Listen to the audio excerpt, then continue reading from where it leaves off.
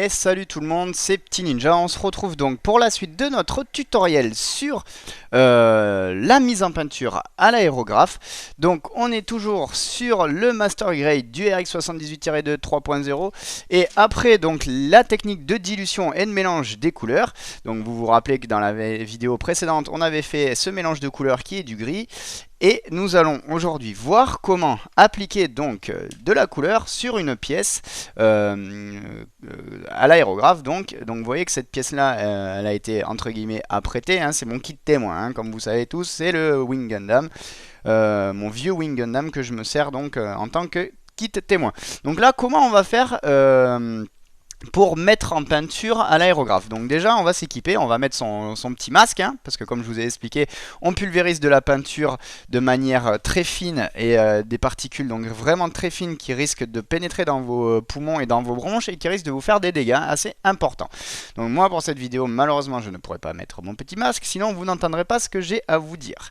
Donc concrètement comment ça va se passer? Donc on a un aérographe, donc moi c'est un aérographe à aspiration comme je vous ai déjà expliqué. Il y a deux flux, il y a un flux d'air. Si j'appuie ici, vous voyez qu'il n'y a que de l'air qui sort. Vous devez l'entendre si je me rapproche. Voilà, donc là, quand j'appuie, il n'y a que de l'air qui sort. Si je tire vers l'arrière, donc là j'appuie, et vous voyez que... Si, je vais me rapprocher un peu. Est-ce qu'il va me faire le focus? Voilà, vous voyez que si je tire en arrière, l'aiguille, elle va rentrer dans la buse. Donc c'est ça qui va libérer la peinture. Donc si je combine les deux mouvements, forcément il y aura l'air plus la peinture qui va sortir. Voilà. Donc ça c'est le principe de base de l'aérographe à double flux. Vous avez un flux de peinture, un flux d'air. Donc qu'est-ce qu'on va faire? On va d'abord appuyer pour libérer l'air. D'accord? Et une fois qu'on aura appuyé pour libérer l'air, on va tirer doucement en arrière la gâchette pour commencer à pulvériser. Si je tire trop fort, il va y avoir un splash. Donc ça va pas être beau et le résultat sera foireux. Donc ce que je vous conseille de faire, c'est d'aller sur le site donc Hobby Forever de Zenkuro. Il a réalisé un tutoriel écrit sur comment débuter à l'aérographe, apprendre à manier son aérographe. C'est comme ça que j'ai appris, j'ai fait son tutoriel et je peux vous dire que ça aide énormément. Donc je vous conseille vivement d'aller vous entraîner avec ces techniques. Ensuite, une fois que vous serez entraîné, que vous aurez appris un peu à manier votre aérographe, vous allez voir, c'est pas très compliqué. Au début, c'est particulier, il faut appréhender, hein, comme on dit, mais vous allez voir qu'on y arrive assez rapidement. Donc, pour ce faire ensuite, vous prenez votre pièce. Je ne sais pas si vous vous rappelez la technique des bombes. La technique des bombes, on pulvérisait à l'extérieur et on donnait des coups. Donc, pchit, pchit, pchit, pchit. Vous vous souvenez, je vous envoie même, je vous invite à revoir les vidéos que j'avais faites sur la peinture à la bombe. Ça va être le même principe, sauf que là on a un aérographe, donc on a un résultat plus fin et on va pouvoir obtenir des effets qu'on ne pourra pas faire à la bombe, bien entendu. Donc moi qu'est-ce que je fais concrètement à l'aérographe? Je prends ma pièce, je vais commencer à faire pchit d'un côté et après je vais tirer pour que la peinture sorte et je vais donner des petits à-coups un peu comme à la bombe, sauf que là ça va être avec l'aérographe. Donc concrètement qu'est-ce que ça donne? Ça donne ça. Là je fais sortir l'air. Je commence à faire sortir la peinture. Quand je vois que la peinture sort, je donne des... Voilà, vous voyez comment je fais? Bon là on peut se permettre de rester un peu sur la pièce parce que bien entendu on a une peinture qui est plus fine, qui arrive en quantité plus fine, donc qui va vous permettre de faire une couche plus fine.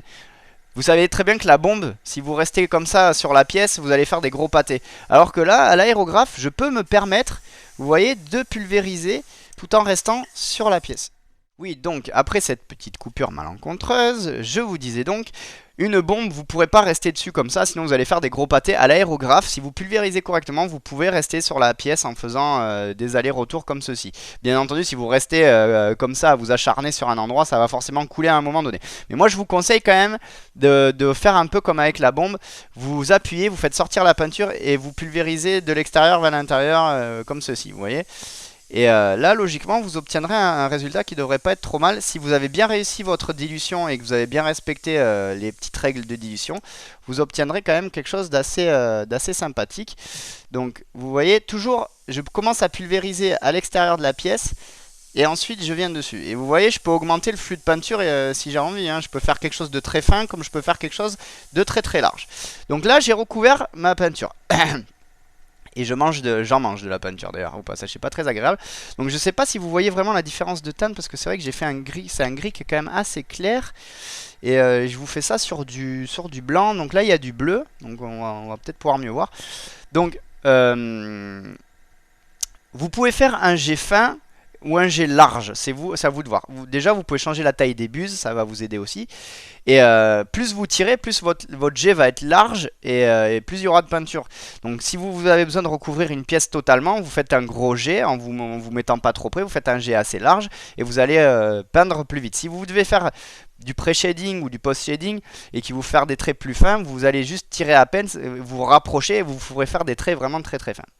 Donc allez, je vous remontre, j'espère qu'on voit bien. Donc là, je commence à pulvériser à l'extérieur et je viens donc pulvériser sur ma pièce. Voilà, comme ceci. Donc vous voyez là, je fais un jet normal, hein. Il n'est pas très très large, il n'est pas non plus très très fin. Et je pulvérise ma peinture. Voilà. Et là, en plus, j'ai une dilution qui est nickel. Puisque ma peinture ne fait pas de petits granulés et adhère très bien à la pièce. Et là, vous voyez qu'on n'est plus du tout sur je vais y arriver, excusez-moi. On n'est plus du tout sur du bleu, on est donc sur la teinte que j'ai réalisée dans la vidéo précédente. Voilà. Donc vous voyez, c'est pas très compliqué en soi, hein. Il faut juste arriver à... Comment ça s'appelle, à faire ces dilutions. Et une fois que les dilutions sont gérées, vous voyez que la pulvérisation en elle-même n'est pas si compliquée que ça, enfin, vous voyez là, je m'applique moyennement, hein, je fais ça assez vite pour vous montrer, et vous voyez que le résultat est quand même pas mal. Donc après, ça c'est à vous de voir aussi les effets que vous recherchez, si vous voulez faire quelque chose de, comment ça s'appelle, de disons plus travaillé, plus réaliste, avec des effets ou non. Ça, c'est à vous de voir, bien entendu. Donc, je vais essayer quand même je vais attraper une autre pièce et je vais vous montrer un peu mieux une pièce d'une couleur différente, histoire que vous voyez bien. Donc là, voilà, je vous ai attrapé une autre pièce, donc avec des couleurs un peu plus foncées, histoire qu'on voie bien la différence de teinte lorsque je vais mettre en peinture. Donc si vous regardez bien, hop, voilà, je commence à l'extérieur, hop, et je pulvérise donc sur ma pièce. Vous voyez, là je peux faire un jet plus gros si j'ai envie. Voilà, et je passe mes couches. Bon, là il y a beaucoup de peinture avec des teintes assez foncées et il y a pas mal de couches différentes. Donc je sais pas si vous verrez bien. Voilà, ça fait pas un résultat super nickel, mais on s'en fout, c'est le kit témoin. Donc vous voyez, il n'y a rien de compliqué. Vous voyez comment je fais? C'est pas... Ça peut paraître compliqué, ça ne l'est pas tant que ça. Par exemple, si je prends toujours mon kit témoin, donc vous voyez là, il y a du bleu. Et ce bleu-là va devenir gris. Hop, vous voyez, hop, il suffit de pulvériser comme ceci. Hop.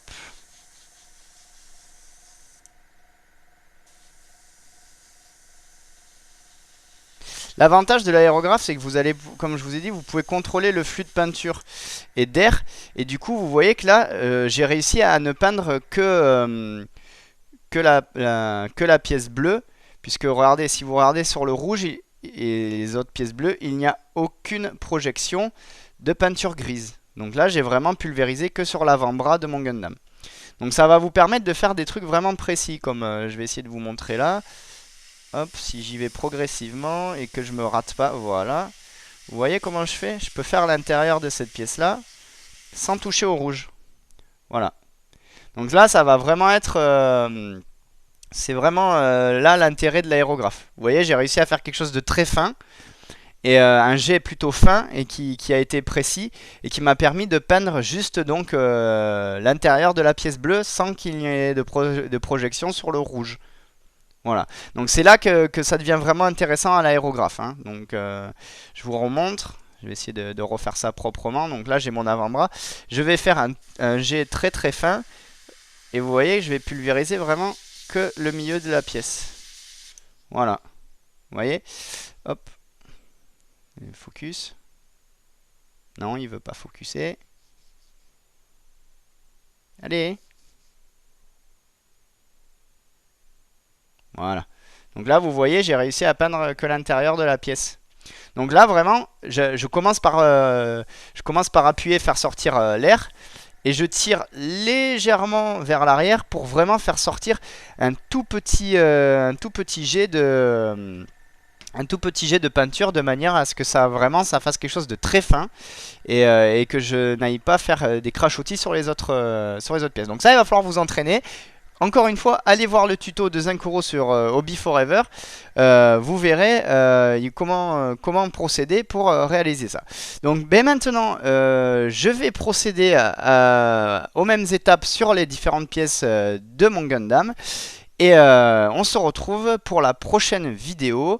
Je ne sais pas si j'ai encore... Si, j'ai encore des choses à vous dire par rapport à l'aérographe, puisque dans la prochaine vidéo, je vais vous montrer comment nettoyer l'aérographe de façon à ce qu'il soit nickel et qu'il ne se bouche pas, ou que la peinture ne laisse pas donc de gros dépôts et que ça ne l'endommage. Voilà. Donc sur ce les amis, pour aujourd'hui c'est tout. J'espère que ça vous aura plu. N'oubliez pas de laisser des petits commentaires, des petits j'aime si ça vous a plu. Si vous avez des questions, bien entendu, j'y répondrai par commentaire sous cette vidéo. Je vous dis à très bientôt et je vous salue.